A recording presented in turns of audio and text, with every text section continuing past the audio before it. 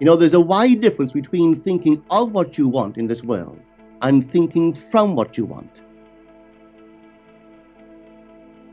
Let me tell you when I first heard of the strange and wonderful power of the imagination. It was in 1933 in New York City. An old friend of mine taught it to me. He turned to the 14th of John, and this is what he read. In my Father's house are many mansions. If it were not so, I would have told you. I go to prepare a place for you. And if I go and prepare a place for you, I will come again and receive you unto myself, that where I am, there ye may be also. He explained to me that this central character of the Gospels was human imagination. That mansion was not a place in some heavenly house, but simply my desire.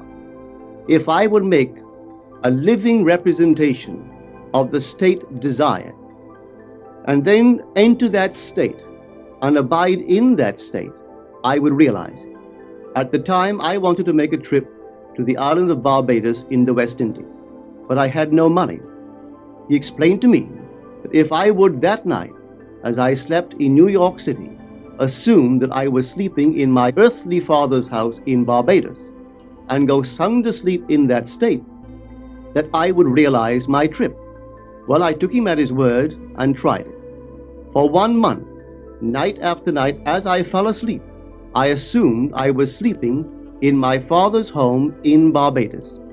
At the end of my month, an invitation from my family came, inviting me to spend the winter in Barbados. I sailed for Barbados the early part of December of that year. From then on, I knew I had found this Savior in myself. The old man told me that it would never fail. Even after it happened, I could hardly believe that it would not have happened anyway. That's how strange this whole thing is. On reflection, it happens so naturally. You begin to feel or to tell yourself, well, it would have happened anyway. And you quickly recover from this wonderful experience of yours. It never failed me if I would give the mood, the imagined mood, sensory vividness. I could tell you unnumbered case histories to show you how it works.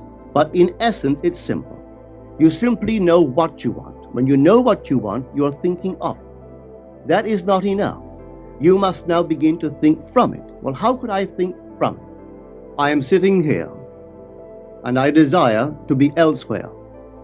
How could I, while sitting here physically, put myself in imagination at a point in space removed from this room and make that real to me? Quite easily. My imagination puts me in touch inwardly with that state. I imagine that I am actually where I desire to be. Now, can I tell that I am there? There is only one way to prove that I am there. For what a man sees when he describes his world is as he describes it relative to himself. So what the world looks like depends entirely upon where I stand when I make my observation.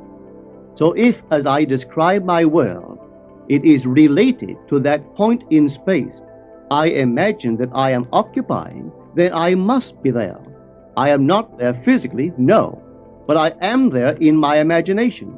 And my imagination is my real self.